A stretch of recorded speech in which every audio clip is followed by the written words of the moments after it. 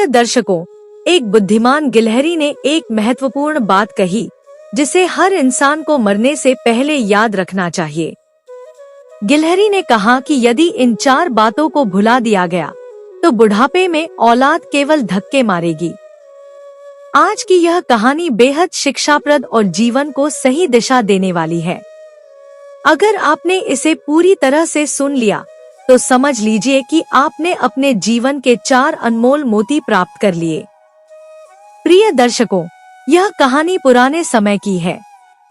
एक राजा था जो अपने जीवन के अंतिम पड़ाव पर पहुंच चुका था। उस राजा का एक बेटा था जिसे उसने बड़े ही प्यार, ममता और देखभाल के साथ पाला था। राजा की यह आशा थी कि जब वह वृद्ध हो जाएगा तो उसका बेटा उसका सहारा बनेगा और उसकी देखभाल करेगा। लेकिन समय के साथ बेटा अपनी निजी जिंदगी में इतना व्यस्त हो गया कि उसने धीरे धीरे अपने बूढ़े पिता की देखभाल करना ही छोड़ दिया। एक दिन राजा उदास मन से अपने महल के बगीचे में अकेले बैठा था। उसी समय एक छोटी सी गिलहरी कूदते फांदते उसके पास आई और राजा से पूछने लगी, राजा जी, आप इतने परेशान और दुखी क्यों दिखाई दे रहे हैं? राजा ने गहरी सांस लेते हुए उत्तर दिया, मेरे जीवन का सबसे बड़ा सहारा मेरा बेटा अब मेरी देखभाल नहीं करता। मैं अब बूढ़ा हो गया हूँ और मुझे किसी के सहारे की आवश्यकता है, लेकिन मेरा बेटा मेरे लिए समय ही नहीं निकाल पाता। प्रिय दर्शकों, तब वह छोटी सी गिलहरी राजा को एक प्रेरणादायक कहानी सुनाने लगी। उसने कहा, राजन, ध्यानपूर्वक मेरी बात सुनो। मैं तुम्हें एक ऐसी महत्वपूर्ण कहानी सुनाने जा रही हूँ जिससे तुम्हें न केवल सीखने को मिलेगा बल्कि यह तुम्हारे जीवन को नई दिशा भी दे सकती है।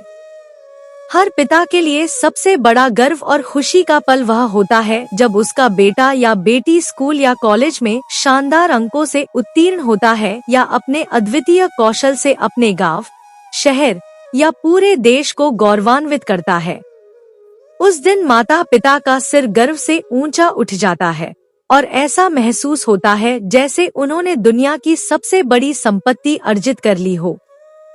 जीवन में ऐसे सुनहरे अवसर किसी किसी को ही प्राप्त होते हैं जब संतान की सफलता माता पिता को खुद को अत्यधिक भाग्यशाली समझने का मौका देती है। यही कहानी थी मोहन सिंह जी की, जो आज अत्यधिक प्रसन्नता से भरे हुए थे। मोहन सिंह जी का इकलौता बेटा संजू, जिसने यूनिवर्सिटी में टॉप किया था, उनकी खुशी का सबसे बड़ा कारण था। आज मोहन सिंह जी के चेहरे पर एक अलग ही चमक थी, और क्यों न हो, बेटे की इतनी बड़ी उपलब्धि जो थी। यह गौरवमयी पल हर किसी को आसानी से नहीं मिलता। मोहन सिंह जी के रिश्तेदारों, मित्रों और शुभचिंतकों से लगातार फोन आ रहे थे। सुबह से ही वह फोन पर लगे हुए थे, बधाई स्वीकार करते हुए। अभी वह किसी मित्र, शर्मा जी, से फोन पर बात कर रहे थे कि तभी उनका बेटा संजू घर के अंदर आया। मोहन सिंह जी ने तुरंत कहा, अच्छा शर्मा जी, मैं फोन रखता हूँ, बाद में बात करूँगा, और फोन रखते ही तेजी से अपने बेटे को गले लगा लिया। उन्होंने बड़े ही गर्व और खुशी के साथ कहा, बेटा, तूने तो मेरा सिर गर्व से ऊंचा कर दिया है। सुबह से लगातार बधाई देने वालों के फोन आ रहे हैं। मोहन सिंह जी की खुशी उस समय शब्दों में बयां करना मुश्किल था। प्रिय दर्शकों, एक पिता और पुत्र के इस अद्भुत मिलन का दृश्य इतना भावुक था कि पास खड़ी संजू की मां इसे देखकर मंत्रमुग्ध हो गई। पिता की आंखों में अपने बेटे के लिए बरसता हुआ अथाह स्नेह और गर्व उनकी खुशी को दोगुना कर रहा था। माँ भी अपने बेटे की सफलता पर भाव विभोर होकर आंसू नहीं रोक पा रही थी। वह भी अपने लाडले को गले लगाकर सारा प्यार लुटाना चाहती थी। इस खुशी भरे माहौल में जैसे ही माता पिता अपनी भावनाएं व्यक्त करने के लिए शब्द तलाश रहे थे, संजू ने गंभीर स्वर में कहा, माँ और बाबूजी, मुझे आपसे कुछ बहुत जरूरी बात करनी है। माता पिता एक पल के लिए चौंक गए, लेकिन उनकी खुशी इतनी प्रबल थी कि उन्होंने तुरंत कहा, हाँ, हाँ बेटा, जो भी कहना है खुलकर कहो, हम सुन रहे हैं। संजू ने बात शुरू की और उसके माता पिता उसकी हर बात को ध्यान से सुनने लगे। संजू ने कहा, पिताजी, आपको तो यह अच्छी तरह से पता होगा कि आज के समय में एक अच्छी नौकरी पाना कितना मुश्किल और चुनौतीपूर्ण कार्य है। मोहन सिंह ने सहज स्वर में उत्तर दिया, बिल्कुल बेटा, तुम सही कह रहे हो, लेकिन तुम्हें चिंता करने की कोई जरूरत नहीं है। तुम्हारी पढ़ाई अभी खत्म ही हुई है। थोड़ा धैर्य रखो, समय आने पर तुम्हें बेहतरीन नौकरी मिल जाएगी। इस समय घर की सभी जिम्मेदारियां मैं संभाल रहा हूँ। तुम अपनी काबिलियत पर भरोसा रखो। योग्य लोगों को कभी भी अवसरों की कमी नहीं होती। संजू ने अपने पिता की बात को बीच में ही रोकते हुए कहा, नहीं नहीं पिताजी, मैं आपकी बात से पूरी तरह सहमत हूँ, लेकिन मैं कुछ और कहना चाहता हूँ। दरअसल मुझे एक बहुत बड़ी और प्रतिष्ठित मल्टीनेशनल कंपनी से नौकरी का प्रस्ताव मिला है। यह प्रस्ताव इतना शानदार है कि इसे ठुकराना नामुमकिन है। मुझे यह बताते हुए बेहद खुशी हो रही है कि कंपनी ने मुझे लंदन में काम करने का अवसर दिया है। इसका मतलब है कि मैं अब लंदन जाकर नौकरी करूंगा। प्रिय दर्शकों, जब बेटे संजू ने अपनी बात कही तो उसके माता पिता मानो कुछ पल के लिए जड़वत हो गए। ऐसा प्रतीत हो रहा था जैसे उनकी दुनिया एक पल के लिए थम गई हो। कौन माता पिता चाहेंगे कि उनका लाडला, उनका कलेजे का टुकड़ा उनसे दूर किसी पराये देश चला जाए? इस दर्द और चिंता से भरे हुए उन्होंने थोड़ा गिड़गिड़ाते हुए कहा, बेटा, तुम्हें दूसरे देश में नौकरी करने की क्या आवश्यकता है? तुम तो इतने काबिल और होनहार हो, तुम्हें यहीं अपने देश में भी अच्छी नौकरी मिल सकती है। अपने परिवार और अपनी जमीन को छोड़कर बाहर जाने की क्या जरूरत है? संजू यह सुनकर थोड़ा झुंझला गया। उसने हल्के गुस्से में कहा, माँ और बाबूजी, यही तो वजह थी कि मैं आपसे इस बात को बताने से डर रहा था। मुझे पहले से पता था कि आप लोग इस तरह की बातें करना शुरू कर देंगे। आप जानते हैं कि मेरा विदेश जाकर नौकरी करने का सपना बहुत पहले से है, और अब जब वह सपना साकार होने जा रहा है तो आप चाहते हैं कि मैं इसे छोड़ दूं? यह मौका मेरे लिए किसी बड़े सपने के सच होने जैसा है। क्या आप वाकई चाहते हैं कि मैं अपने सारे सपनों को छोड़कर यहाँ गांव की चारदीवारी में ही कैद होकर रह जाऊं? क्या आप चाहते हैं कि मैं अपनी महत्वाकांक्षाओं को खत्म कर दूं? संजू की बात सुनकर उसके माता पिता के दिल पर गहरी चोट लगी। उनकी आंखों में एक अजीब सा दुख साफ झलकने लगा।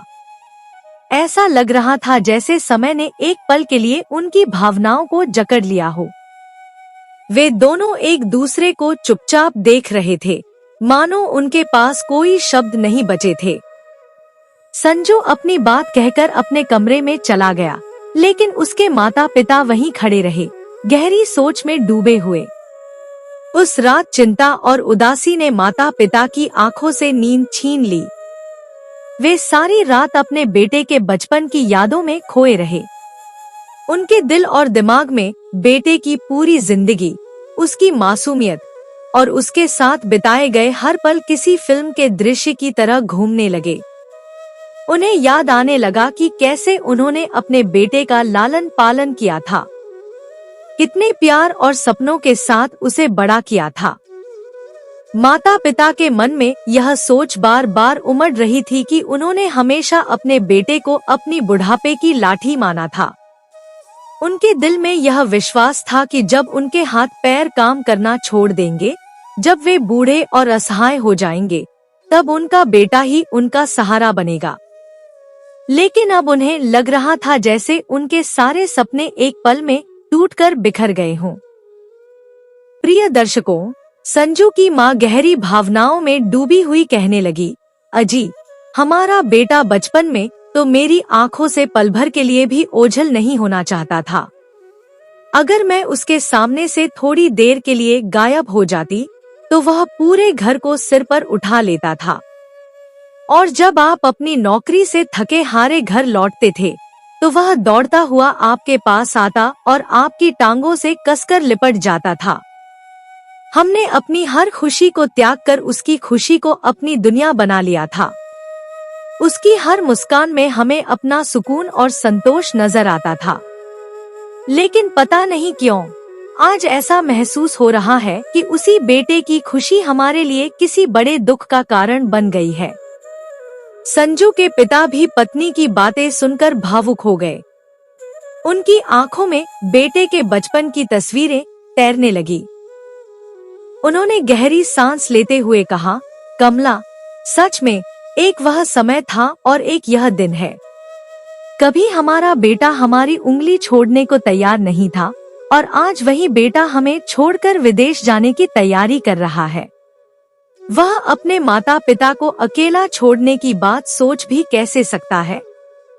हमारा इकलौता बेटा एक बार भी यह नहीं सोचता कि उसके चले जाने के बाद हम बूढ़े माता पिता का क्या होगा। कौन हमारा सहारा बनेगा, कौन हमारी देखभाल करेगा। क्या सचमुच औलाद इतनी स्वार्थी हो सकती है कि अपने माता पिता की भावनाओं की परवाह न करे। ऐसी चिंताओं में घिरे हुए दोनों रात भर बिस्तर पर करवटें बदलते रहे। नींद उनकी आंखों से कोसों दूर थी और उनके मन में बेटे की बातें बार बार गूंजती रहीं। सुबह जब वे अपने कमरे से बाहर आए तो उन्होंने देखा कि संजू पहले ही तैयार होकर जूते पहन रहा था। इससे पहले कि वे उससे कुछ पूछ पाते, वह एक बैग में अपने कपड़े रखने लगा। यह सब देखकर संजू की मां ने थोड़ा विरोध भरे स्वर में पूछा, बेटा, क्या तुम कहीं जाने की तैयारी कर रहे हो? संजू ने जवाब दिया, हाँ मां, मुझे पासपोर्ट बनवाने के लिए दिल्ली जाना होगा। मेरा दोस्त सुनील है, उसके पिताजी पासपोर्ट ऑफिस में काम करते हैं। मैंने उनसे बात कर ली है और वे मेरी इसमें मदद करेंगे। जब तक मेरा अपॉइंटमेंट लेटर आएगा तब तक मैं पासपोर्ट का काम भी निपटा लूंगा। इसी बहाने कुछ दिन अपने दोस्त के साथ दिल्ली भी घूम लूंगा। संजू के जवाब ने माता पिता को और अधिक असहाय महसूस करा दिया। उनका दिल यह सोचकर और भारी हो गया कि उनका बेटा अब सचमुच उन्हें छोड़ने की तैयारी कर रहा है। प्रिय दर्शकों, संजू की बात सुनकर उसकी माँ उसके लिए चाय नाश्ता तैयार करने के लिए रसोई में चली गई। वहीं उसके पिताजी ने बेटे के प्रति अपने गहरे प्यार और चिंता को जाहिर करते हुए बड़े शांत स्वर में कहा, बेटा, एक बात तो बताओ, क्या सचमुच विदेश जाना इतना अनिवार्य है? क्या तुम्हारे भविष्य के लिए यहाँ कोई बेहतर विकल्प नहीं हो सकता? संजू ने तुरंत जवाब दिया, पिताजी, इसमें गलत क्या है? विदेश में काम करके जो पैसा मैं कमा सकता हूँ उतना तो यहाँ रहकर कभी भी संभव नहीं हो पाएगा। वहाँ मुझे एक बड़े पैमाने पर काम करने और अपने सपनों को साकार करने का अवसर मिलेगा। पिता ने बेटे की बात सुनकर गहरी सांस ली और धीमे स्वर में बोले, लेकिन बेटा, जिंदगी में केवल पैसा कमाना ही तो सब कुछ नहीं होता। पैसों के बिना हम जी लेंगे, लेकिन तुम्हारे बिना जीना हमारे लिए असंभव है। अपनों से दूर जाकर जो खुशी तुम्हें मिलेगी वह हमारे लिए किसी भी प्रतिष्ठा या दौलत से बढ़कर नहीं है। हमें वह सम्मान और पैसा नहीं चाहिए जिसके बदले हमें तुम्हारा साथ खोना पड़े। पिता के इस भावुक वचनों को सुनकर संजू के चेहरे पर थोड़ी नाराजगी झलकने लगी। उसने स्पष्ट शब्दों में कहा, पिताजी, आप ये कैसी बातें कर रहे हैं? मैं पूरी जिंदगी एक छोटे से घर में बंद रहकर अपनी जिंदगी नहीं बिताना चाहता। क्या आप चाहते हैं कि मैं अपने बड़े बड़े सपनों को आग लगा दूं और आपकी तरह किसी छोटी नौकरी में फंसा रहूं? मैं ऐसा नहीं कर सकता। मैं अपने जीवन को बेहतर बनाना चाहता हूँ। इतना कहकर संजू ने अपनी माँ द्वारा लाई गई चाय और नाश्ते को नजरअंदाज करते हुए अपना बैग उठाया और बिना कुछ खाए पिए ही घर से निकल गया। मोहन सिंह अपने बेटे की इन बातों को सुनकर स्तब्ध रह गए। उनके पैर जैसे जमीन पर जमे रह गए और वह पत्थर की मूर्ति की तरह खड़े होकर उसे जाते हुए देखते रहे। कुछ घंटों के सफर के बाद जब संजू दिल्ली पहुंचा, तो उसका मित्र सुनील पहले से ही वहां उसके स्वागत के लिए मौजूद था। दोनों दोस्त एक दूसरे को देखकर बेहद खुश हुए और गर्मजोशी से मिले। सुनील ने संजू को अपनी कार में बैठाया और उसे अपने घर ले गया। सुनील का घर एक बड़े और समृद्ध इलाके में स्थित था। वहां वह अपने माता पिता और भैया भाभी के साथ आराम से रहता था। सुनील ने अपने परिवार से संजू का परिचय कराया और बताया कि वह पासपोर्ट संबंधी औपचारिकताएं पूरी करने के लिए यहाँ आया है, क्योंकि वह विदेश में नौकरी करने की योजना बना रहा है। सुनील के पिता ने यह सुनते ही थोड़ी गंभीरता से कहा, बेटा, तुम अपने माता पिता के इकलौते बेटे हो। तुम्हारा कर्तव्य है कि तुम उनके साथ रहो और उनका ख्याल रखो। अब वे बूढ़े हो रहे हैं और तुम्हारे सहारे की उन्हें सख्त जरूरत है। उनके पास तुम्हारे अलावा और कोई नहीं है। तुम्हें यहाँ रहकर उनकी देखभाल करनी चाहिए। सुनील के पिता की बातों ने एक पल के लिए संजू को सोचने पर मजबूर कर दिया, लेकिन वह अपने निर्णय पर दृढ़ लग रहा था। संजू ने बड़े ही आदरपूर्वक कहा, अंकल जी, मेरे माता पिता ने अपने जीवन में बहुत संघर्ष किया है। उन्होंने न जाने कितनी तकलीफें सहकर मुझे इस काबिल बनाया है। इसीलिए मेरा सपना है कि मैं विदेश जाकर एक अच्छी नौकरी करूं और इतना पैसा कमाऊं कि उन्हें एक आरामदायक और सुखमय जीवन दे सकूं। इसके साथ ही मैं अपनी जिंदगी को भी स्थिर और बेहतर बनाना चाहता हूं।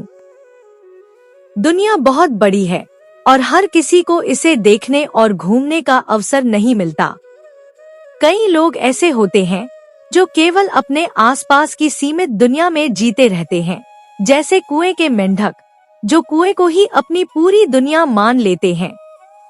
उनके बीच यह वार्तालाप चल ही रहा था कि सुनील की माँ चाय नाश्ते की ट्रे लेकर आईं। नाश्ता करने के बाद सुनील ने संजू को अपने घर के भीतर बने एक अलग गेस्ट हाउस में ले जाकर ठहराया। वहां दोनों दोस्त बिस्तर पर लेटकर काफी देर तक बातें करते रहे। वे अपने पुराने किस्से सुनाते और आपस में हंसी मजाक करते हुए समय बिताने लगे।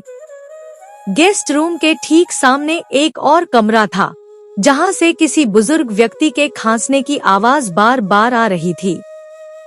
बीच बीच में सुनील उस कमरे में जाकर देख आता और फिर वापस आकर संजू के साथ बैठ जाता।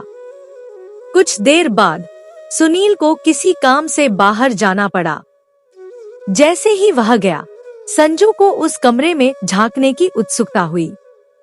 उसने धीरे से दरवाजा खोला और अंदर देखा कि एक बुजुर्ग दादाजी जोर जोर से खांस रहे थे और उनकी हालत कमजोर लग रही थी। संजू बिना समय गवाए उनके पास गया और उन्हें सहारा देकर धीरे धीरे सीधा बैठाया। उसने दादाजी की पीठ पर हल्के हाथों से थपथपाया और उनकी कमर पर हाथ फेरकर उन्हें आराम देने की कोशिश की। फिर वह पास ही रखे जग से पानी लेकर आया और एक गिलास में पानी भरकर उनके सामने किया। दादाजी ने कांपते हुए हाथों से गिलास पकड़ा और धीरे धीरे कुछ घूंट पानी पिया। पानी पीने के बाद उनकी खांसी काफी हद तक थम गई। संजू ने गिलास वापस रखा और दादाजी को फिर से आराम से बिस्तर पर लिटा दिया। दादाजी के चेहरे पर अब थोड़ी राहत दिख रही थी और संजू उनके पास बैठकर उन्हें प्रसन्नतापूर्वक देखता रहा। दादाजी ने अपने कमजोर इशारों से पूछने की कोशिश की, बेटा, तुम कौन हो? संजू ने मुस्कुराते हुए उत्तर दिया, दादाजी, मैं सुनील का दोस्त हूँ।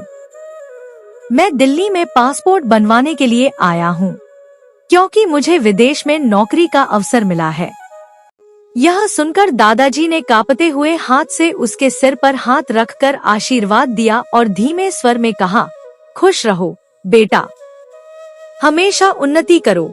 संजू उनकी कमजोर हालत देखकर भीतर ही भीतर दुखी हो गया। वह कुछ देर तक उनके पास रखी कुर्सी पर चुपचाप बैठा रहा, दादाजी के प्रति मन में सम्मान और सहानुभूति से भर गया। प्रिय दर्शकों, थोड़ी ही देर में सुनील के पिताजी कमरे में आए। उन्होंने सबसे पहले संजू से उसके हालचाल पूछे और फिर दादाजी के पास जाकर उन्हें दवाई दी। प्यार भरे स्वर में उन्होंने कहा, पिताजी, अब आपकी खांसी कैसी है? कुछ आराम मिला? इस पर बूढ़े दादाजी ने धीरे से सिर हिलाकर हाँ में जवाब दिया। संजू एक कोने में खड़ा यह सब चुपचाप देख रहा था और उसके मन में परिवार के इस प्यार और देखभाल की भावना के प्रति गहरी प्रशंसा उपज रही थी। अगले दिन सुबह सुनील और संजू पासपोर्ट संबंधी औपचारिकताएं पूरी करने के लिए घर से निकल गए। रास्ते में उन्होंने काफी बातें की और काम निपटाने के बाद दोनों ने एक अच्छे से रेस्टोरेंट में खाना खाया। जब वे घर वापस लौटे तो देखा कि पूरा परिवार दादाजी के कमरे में इकट्ठा था। सुनील के माता पिता पास पड़ी चारपाई पर बैठे थे।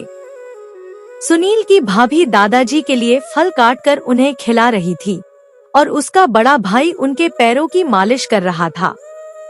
यह देख सुनील भी तुरंत दादाजी के पास जाकर उनके हालचाल पूछने लगा। मित्रों, इस दृश्य ने संजू के दिल को छू लिया। अपने दोस्त के पूरे परिवार का यह प्रेम और आपसी लगाव देखकर वह गहरे प्रभावित हुआ। उसे गर्व महसूस हो रहा था कि वह ऐसे अच्छे और संस्कारी लोगों के बीच ठहरा हुआ है। वह यह देखकर हैरान भी था कि आजकल के युग में जहां परिवार अक्सर बिखर जाते हैं, ऐसे उदाहरण भी मौजूद हैं, जहां हर सदस्य बुजुर्गों की सेवा और देखभाल में पूरी निष्ठा से लगा रहता है। दादाजी के कमरे में सभी लोग मानो उन्हें चारों ओर से घेर कर बैठे थे और हर कोई उनकी सेवा करने में लगा था। उनके चेहरे पर अपने परिवार के प्रति अपार प्रेम और स्नेह झलक रहा था। संजू भी अपने व्यस्त दिनचर्या से समय निकालकर दादाजी और उनके परिवार के पास बैठने लगा। वह कभी उन्हें पानी पिलाता तो कभी उठने बैठने में मदद करता। दादाजी की सेवा करते हुए संजू को एक अलग ही सुख का अनुभव होने लगा। मात्र 2-3 दिनों में ही संजू को बूढ़े दादाजी से गहरा लगाव हो गया था। जब भी दादाजी संजू को देखते, उनके चेहरे पर एक हल्की मुस्कान खिल जाती, मानो वह उसकी उपस्थिति में सुकून पाते हों। संजू को सुनील के घर आए हुए आज 3 दिन हो चुके थे। उस दिन सुबह जब संजू सोकर उठा तो उसने देखा कि दादाजी के कमरे में घर के सभी सदस्य जमा थे। कमरे में एक डॉक्टर भी मौजूद थे जो दादाजी की हालत का निरीक्षण कर रहे थे। दादाजी की तबीयत आज काफी खराब थी। उन्हें सांस लेने में कठिनाई हो रही थी और बीच बीच में वह कराह रहे थे। संजू ने सुनील से पूछा, क्या हुआ? दादाजी की तबीयत अचानक इतनी खराब कैसे हो गई? सुनील ने भारी मन से बताया, भाई, उन्होंने कल शाम से कुछ भी नहीं खाया है। दवाई भी लेने से मना कर रहे थे। शायद कमजोरी के कारण उनकी हालत बिगड़ गई है। यह सुनकर संजू का मन भारी हो गया। उसने देखा कि परिवार के सभी लोग दादाजी के पास खड़े थे, मायूस और चिंतित। हर कोई उनकी सेवा में लगा हुआ था। इस दृश्य ने संजू के मन में गहरी सोच और भावनाओं का तूफान खड़ा कर दिया। प्रिय दर्शकों, दादाजी की हालत ऐसी थी कि वे कुछ कहने की स्थिति में नहीं थे, लेकिन उनकी बूढ़ी आंखों में अपने परिवार के सभी सदस्यों के प्रति गहरा स्नेह और अपनापन साफ झलक रहा था। इस कठिन समय में भी उनके चेहरे पर एक अजीब सी संतुष्टि का भाव दिखाई दे रहा था, मानो वे अपने परिवार के बीच रहकर ही सुकून पा रहे हों। तभी सुनील के पिताजी उनके पास आए और उनके बिस्तर के किनारे बैठ गए। उनकी आंखों में आंसू उमड़ आए और उन्होंने गहरी भावुकता के साथ अपने बूढ़े पिता की ओर देखा। सुनील के पिताजी ने धीमे स्वर में कहा, पिताजी, क्या मैं महेश को फोन करूं?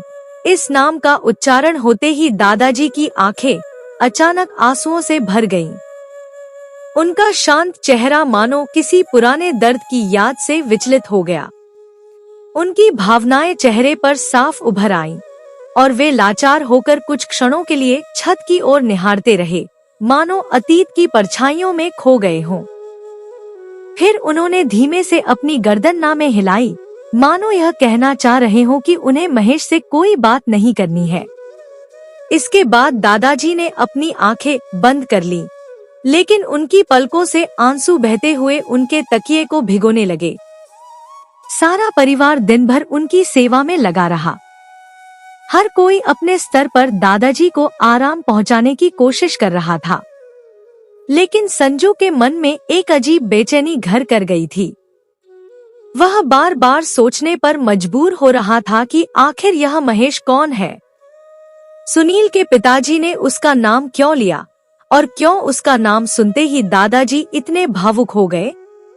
वह बार बार यह सोच रहा था कि ऐसा कौन सा रिश्ता हो सकता है जो दादाजी को इतनी पीड़ा दे रहा है, और फिर भी वे उससे मिलना नहीं चाहते। संजू के मन में यह सवाल लगातार उमड़ घुमड़ रहा था। वह हर बार विचारों के गहरे दलदल में धंसता जा रहा था। उसे समझ नहीं आ रहा था कि दादाजी का यह दर्द किस वजह से है और क्यों उनका नाम सुनते ही उनकी आंखों से आंसुओं की धारा बहने लगी। शाम को जब सुनील संजू से मिलने आया, तो संजू अपने भीतर की जिज्ञासा को और अधिक दबा नहीं सका। उसने ठान लिया कि वह इस रहस्य को जरूर सुलझाएगा। सुनील के पास बैठते ही उसने तुरंत पूछा, सुनील, यह महेश कौन है? अंकल ने उनका नाम क्यों लिया था और दादाजी उनके नाम पर इतने भावुक क्यों हो गए?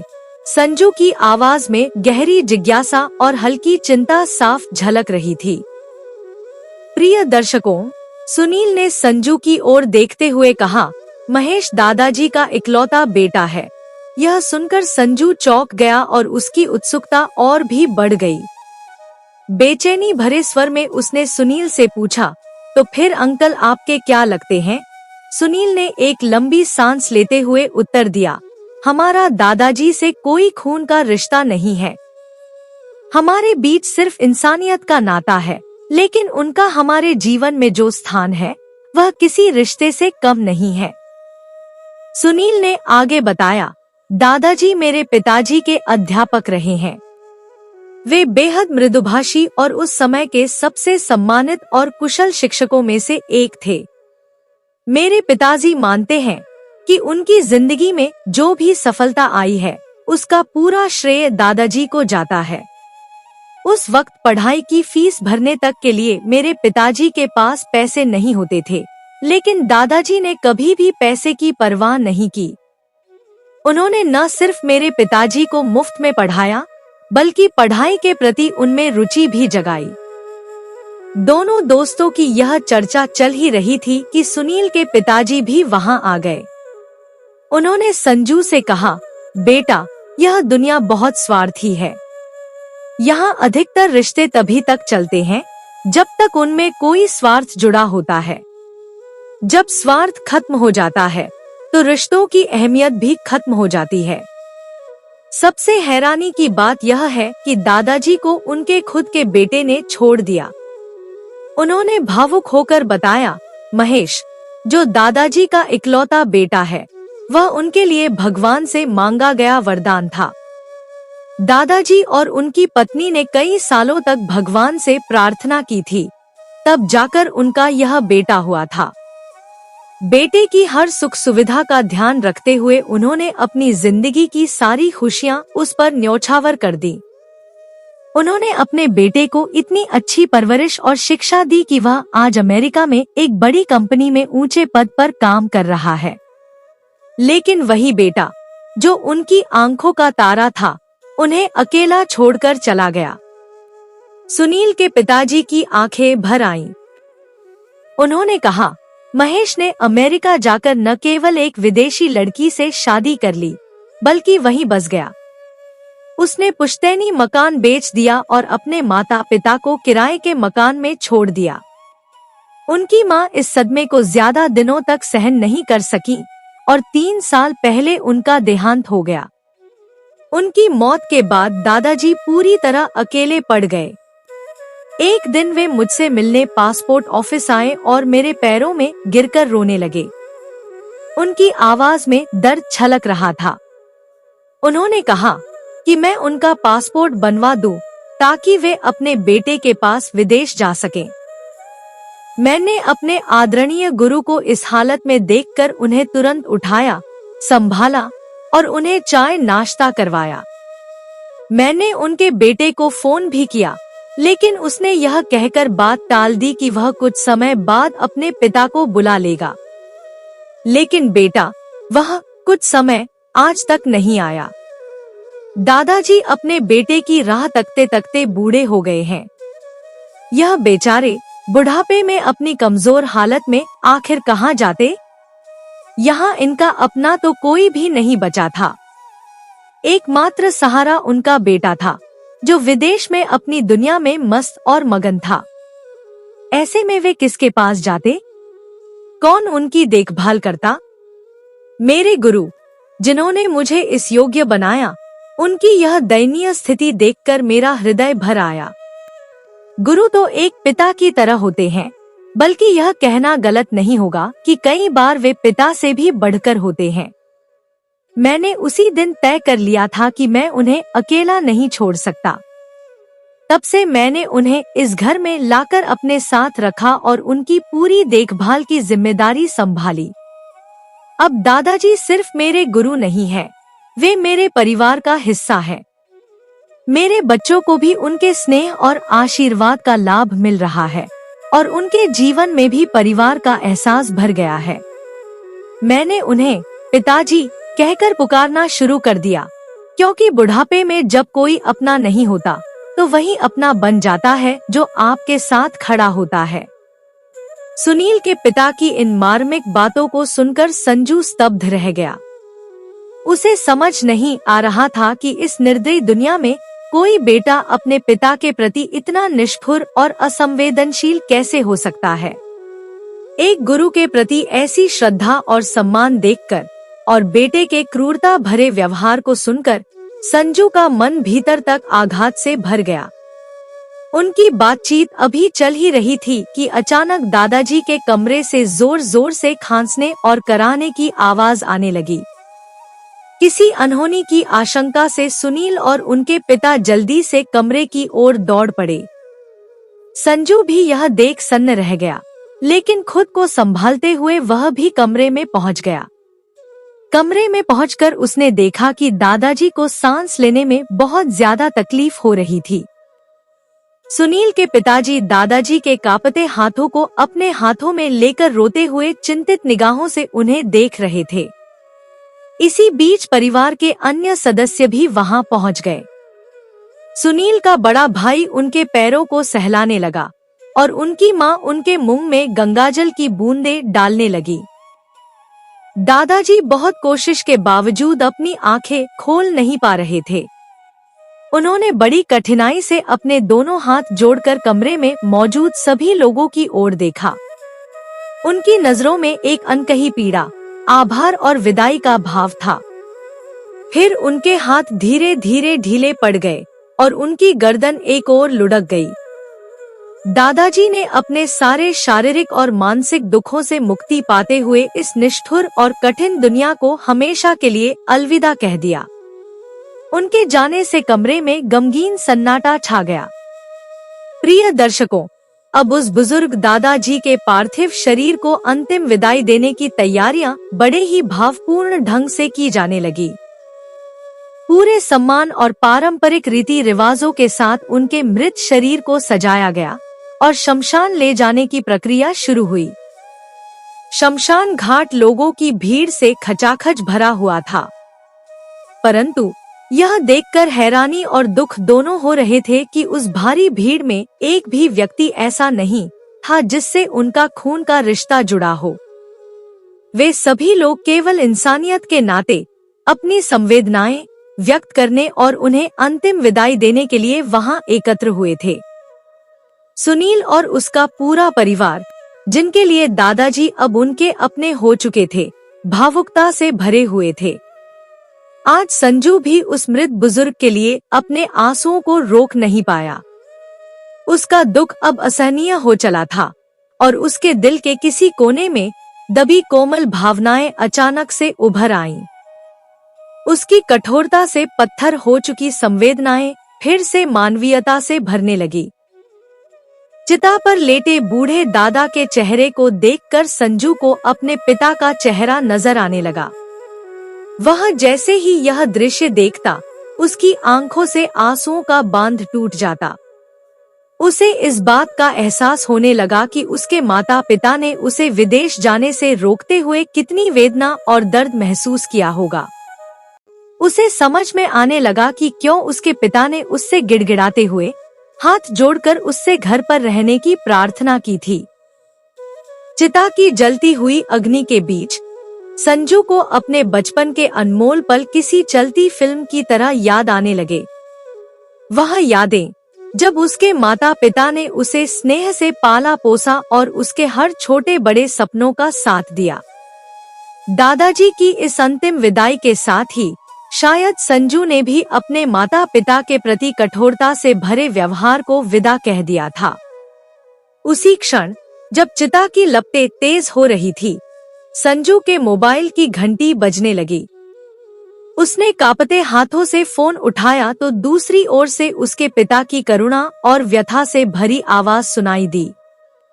पिता ने कहा, बेटा, तुम्हारा अपॉइंटमेंट लेटर आ गया है। यह सुनते ही संजू जोर जोर से फूट फूट कर रोने लगा।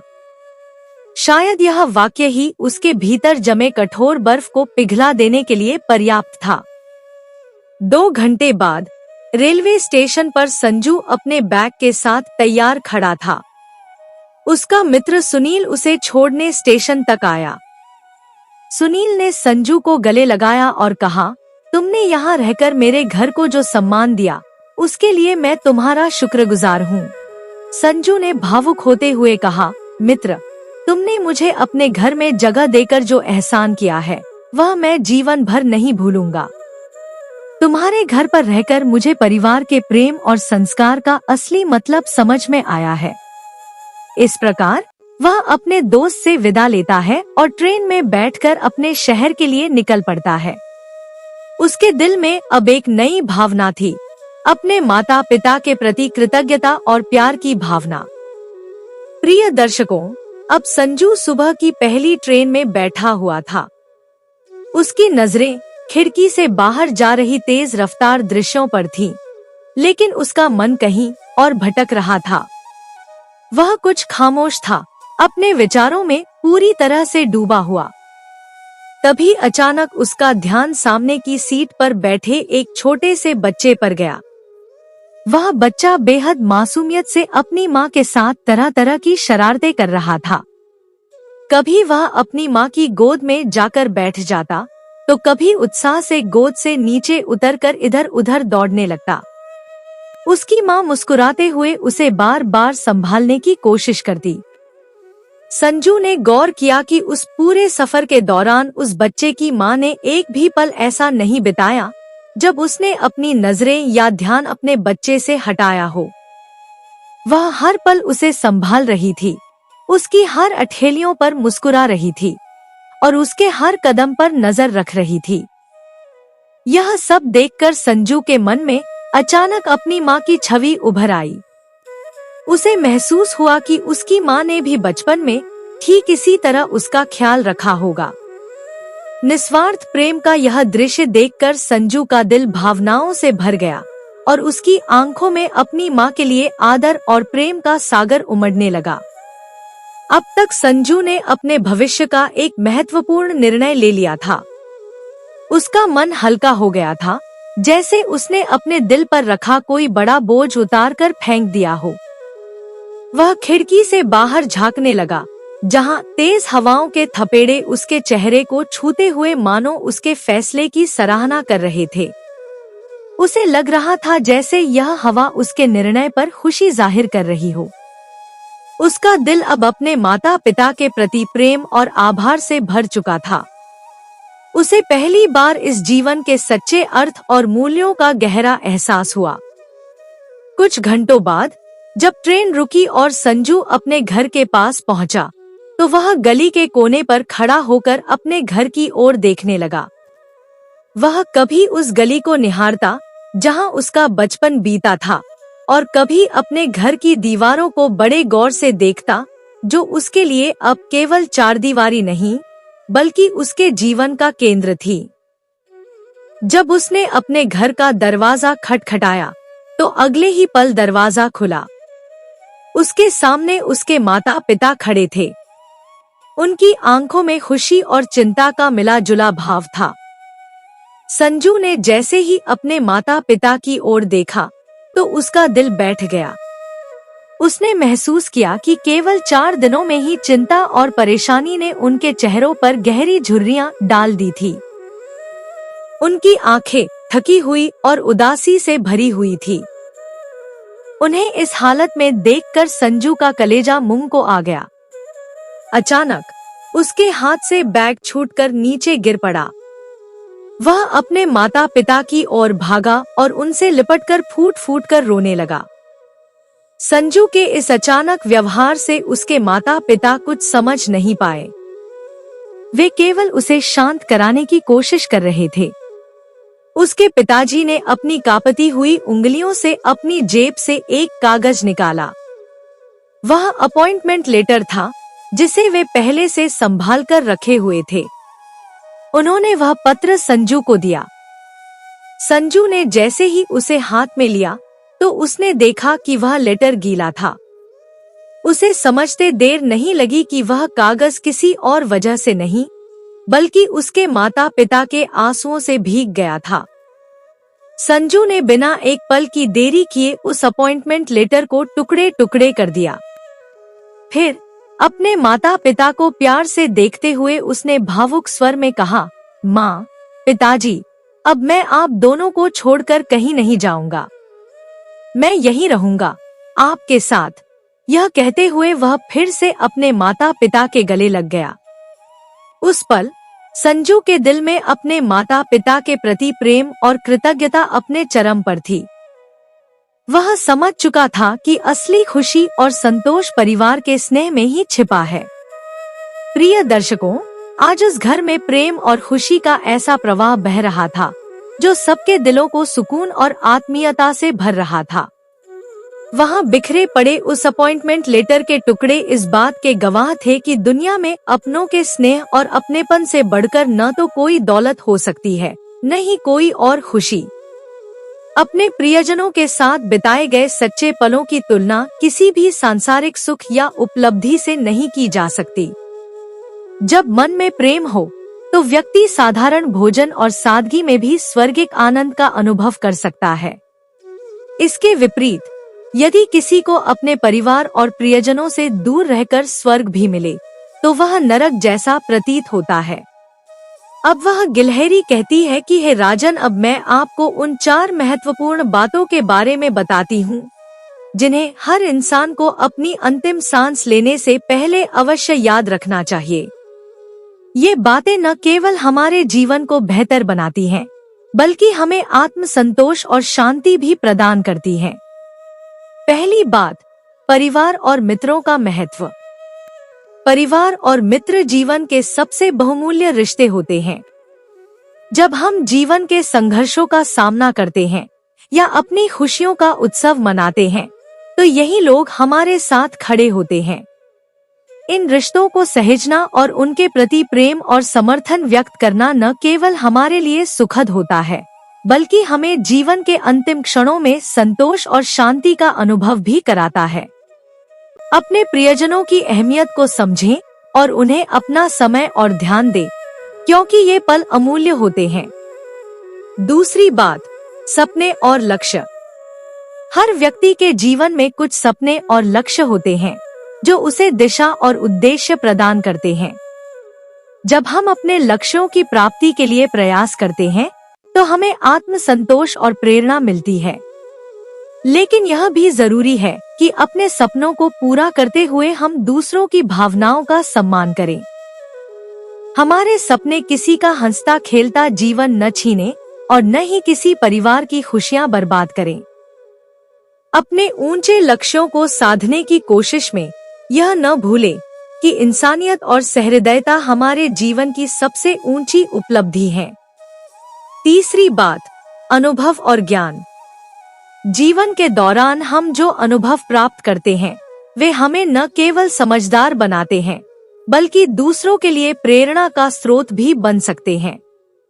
अपने अनुभवों को साझा करना और दूसरों की मदद करना न केवल हमारी जिम्मेदारी है बल्कि यह हमें एक बेहतर इंसान भी बनाता है। अच्छे इंसान कहीं से बनकर नहीं आते, उनके कर्म और व्यवहार उन्हें महान बनाते हैं।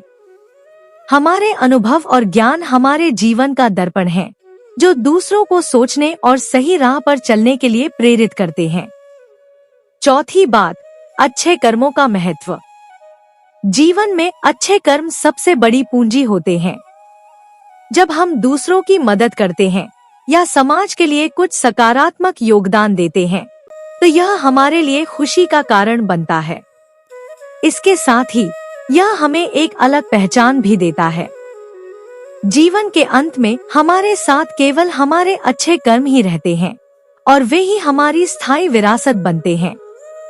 अच्छा धन कमाना अच्छे कर्म नहीं कहलाता, लेकिन अच्छे रिश्ते निभाना और दूसरों के लिए उपयोगी बनना निश्चित रूप से अच्छे कर्म की श्रेणी में आता है। प्रिय पार्षकों, इन 4 बातों को अपनाकर हम न केवल एक संतोषजनक जीवन जी सकते हैं बल्कि दूसरों के जीवन में भी सकारात्मक बदलाव ला सकते हैं। यह कहानी गिलहरी और राजा की है, जिसमें गिलहरी ने अपने ज्ञान और प्रेम से राजा के दिल की उदासी को मिटा दिया। राजा ने गिलहरी को अपना गुरु मान लिया और हर दिन बगीचे में आकर उससे नई नई शिक्षाप्रद बातें सीखने लगा। यह प्रेम और ज्ञान का ऐसा रिश्ता था जो राजा को अकेलेपन से बाहर निकालकर सच्चे सुख की ओर ले गया। यही प्रेम और ज्ञान हमारे जीवन की भी असली पूंजी है। इसे सहेजिए और दूसरों के साथ बांटिए। तो प्रिय दर्शकों, हमारी आज की यह कहानी यहाँ समाप्त होती है। हम उम्मीद करते हैं कि आपको हमारा आज का यह वीडियो, आज की यह कहानी पसंद आई होगी और आप इससे ढेर सारी प्रेरणा लेंगे। मिलते हैं अगली ज्ञान चर्चा के साथ अगले वीडियो में। तब तक के लिए नमस्कार, धन्यवाद।